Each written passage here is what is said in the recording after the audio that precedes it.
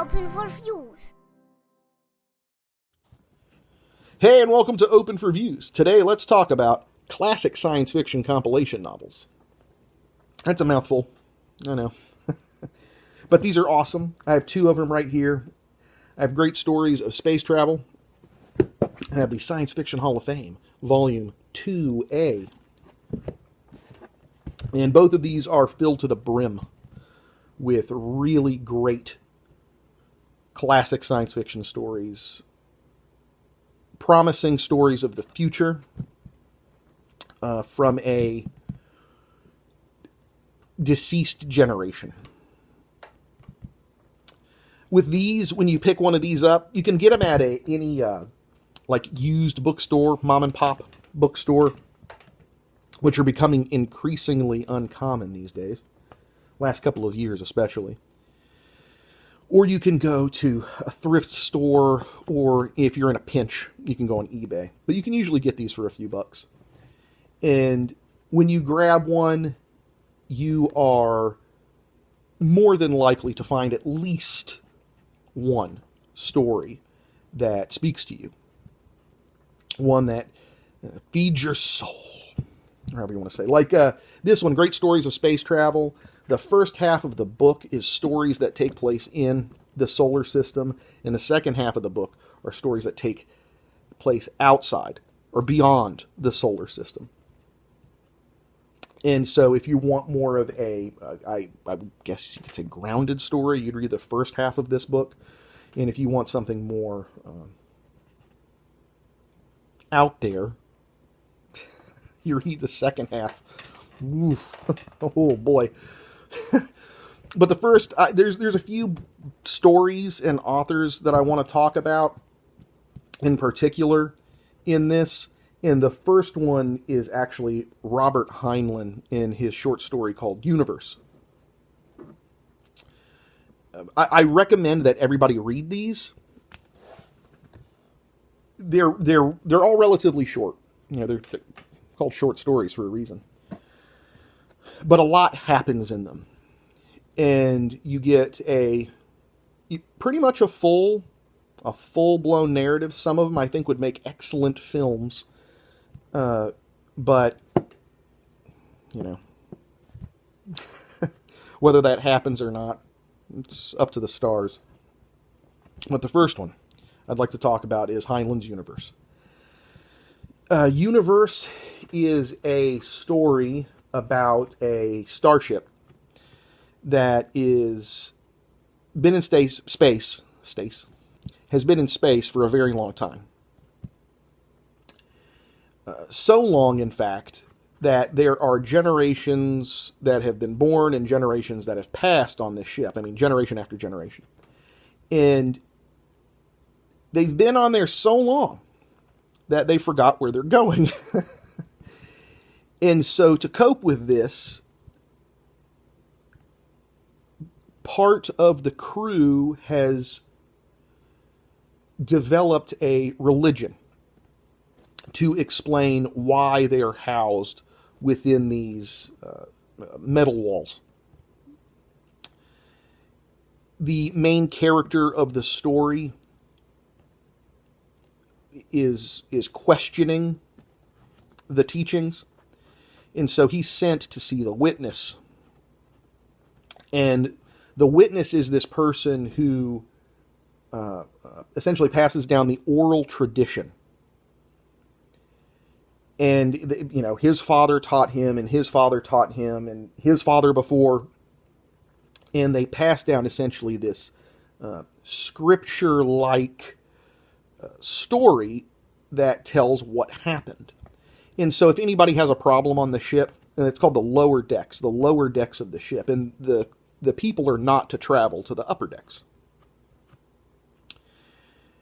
But they are sent, if they have a problem, to speak with the witness, and the witness will, of course, tell them what has happened in their oral history, and it's mostly in riddles, and it's very frustrating to our main character. And where the book really starts to cook is when the main character requests to take an expedition to the upper decks of the ship. And his universe, so to speak, is turned completely upside down.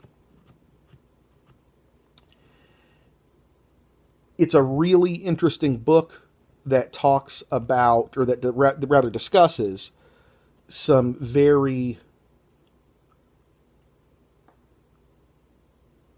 still common human issues that we have today, societal issues, psychological issues, cultural issues, that I think are worth discussing. And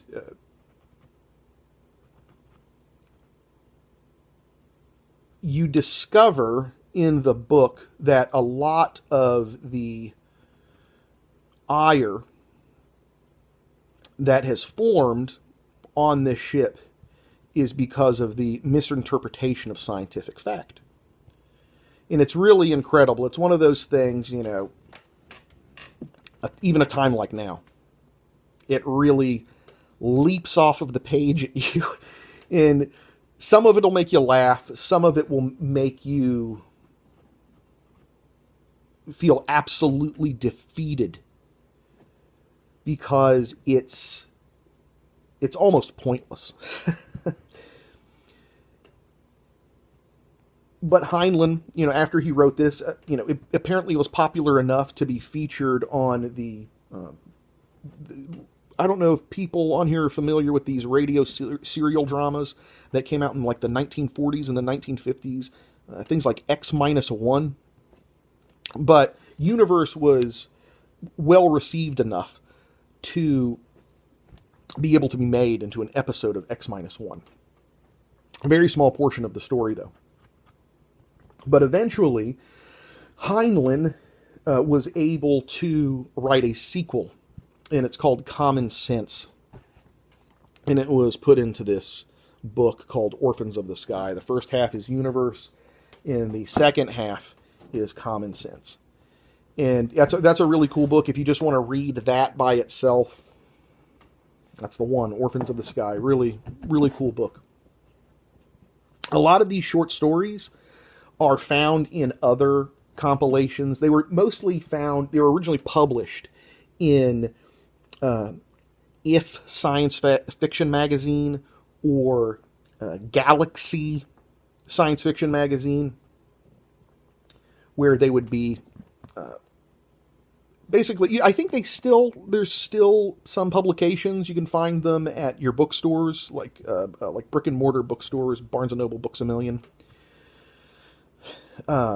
where they have them. They're still like the little tiny mags, about the size of a little novel, and they have serialized science fiction stories. And that's how a lot of these were published originally. And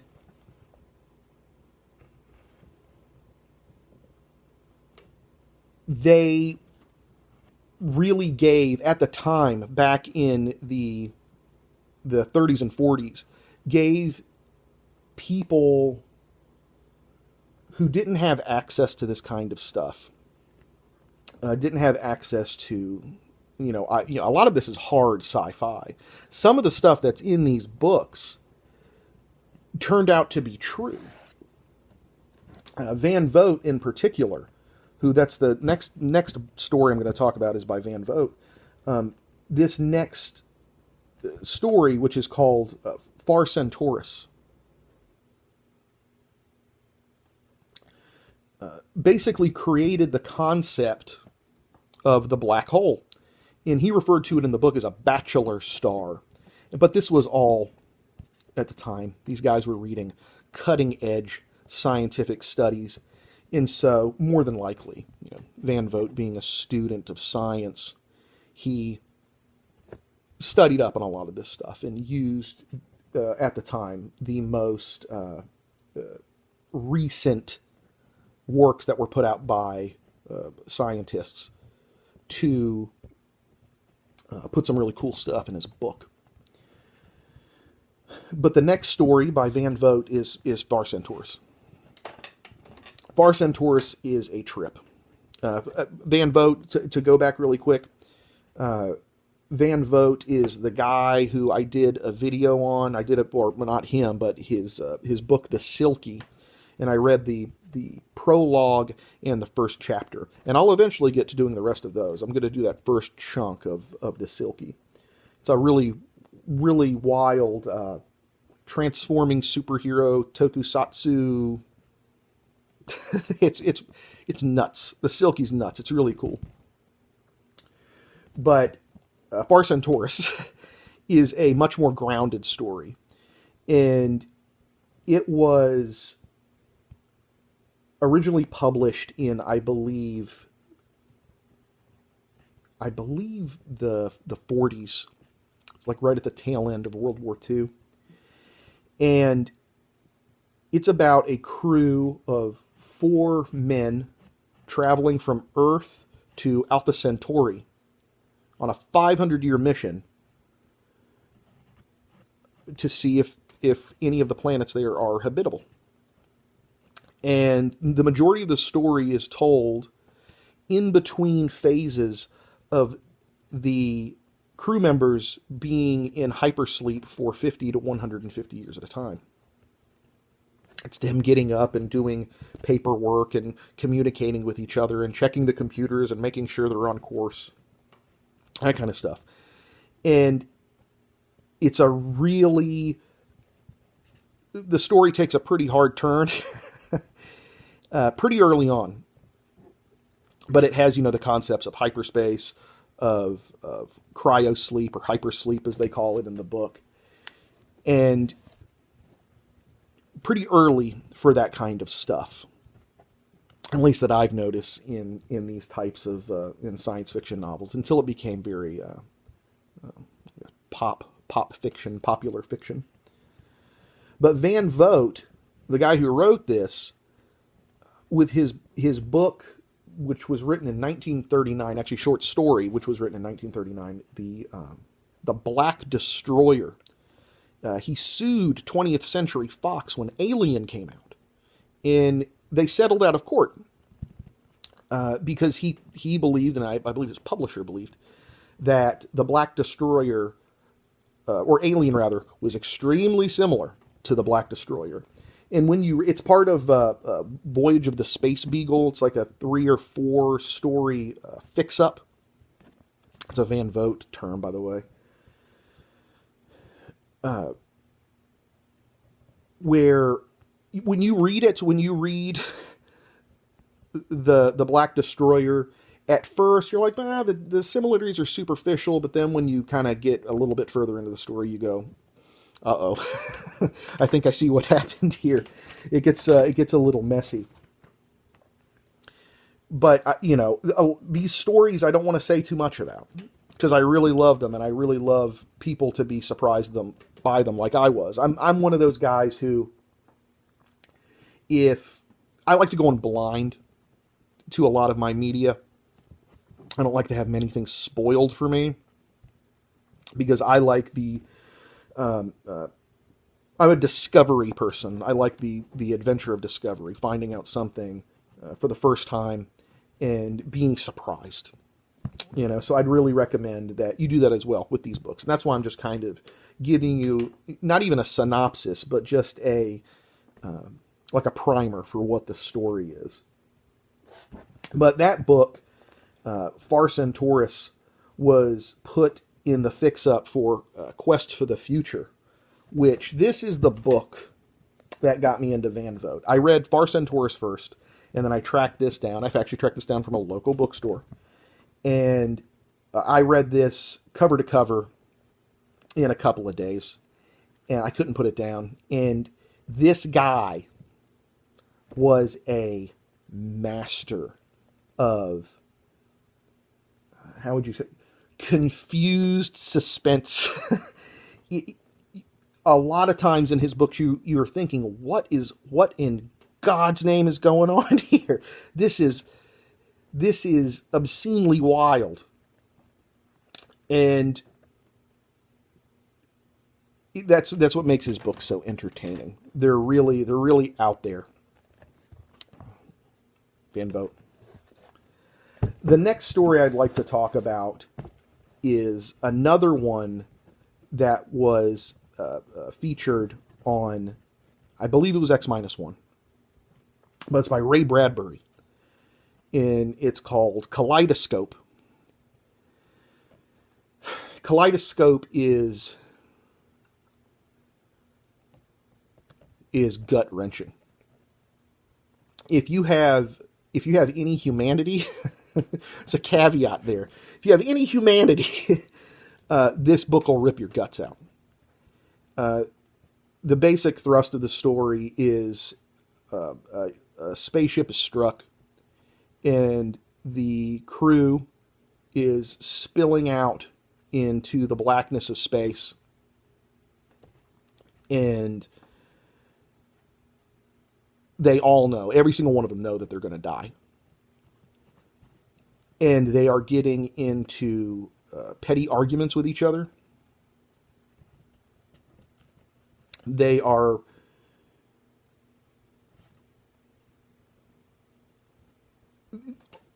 basically reverting to children because of just this humongous amount of fear that is overwhelming them and their psyche. The beginning of the book, it describes, after the ship has been hit, it describes the astronauts in their spacesuits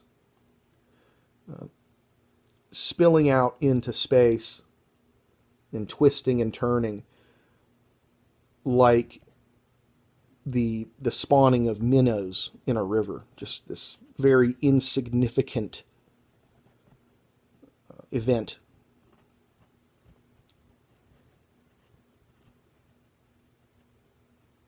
And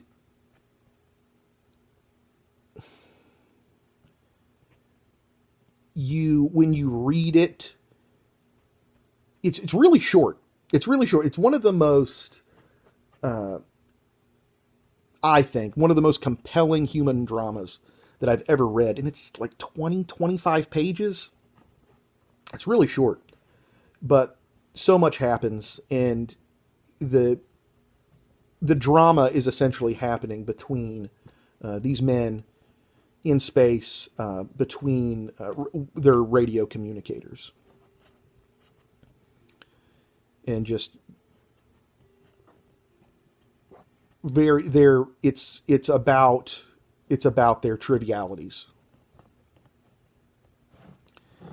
But the cool thing, when you read these, when you check out these books, or when you take the gamble and you grab one of these, you roll the dice and you find one. Sometimes you'll find, 2 or 3, 4 stories in them that you really like a lot. Sometimes you'll find one, or you'll like all of them in the book. But the real adventure is finding an author that you really enjoy very much. And this is how I found, it was it this one? Yeah, it's Far Centaurus was in here, was in Great Stories of Space Travel.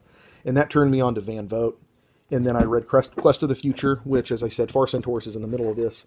And that made me a fan of the guy. And I've read a bunch of his books. As I said, The Silky is crazy. Supermind is wild. Voyage of the Space Beagle is really cool. Voyage of the Space Beagle is, as I said, the Black Destroyer. It's like Star Trek before Star Trek. Really cool. But you find these authors that you'd never heard of before. I've heard of Bradbury. I've heard of Heinlein.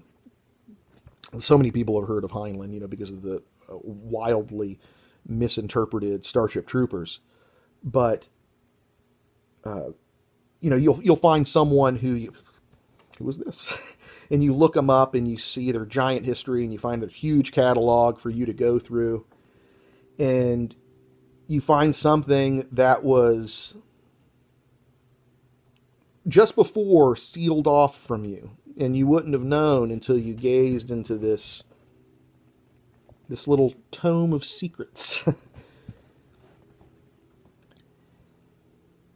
They're really fun. I really like these. I really like finding them. I've got a collection of these, and still hammering through some of them. So, some of them I still haven't even finished. But it's nice to pick one up and read a random story. As I said, they're quick. But you can, once you find an author that you like, you can go and you can locate other fans on the internet. We're fortunate enough to live in the era of the internet. And you can talk with them about your favorite book. And then they'll tell you why your favorite book stinks.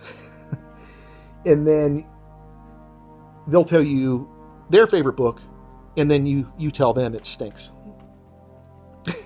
The human condition. Boiled down to the love of science fiction authors. But that's one of the things that makes them so exciting. It's something you've never explored before. Turning yourself on to an author you've never heard of. It's exciting. It's mysterious. It's truly a journey into the unknown. Well, the time has come. We were open before, but now we're closed. Beat it.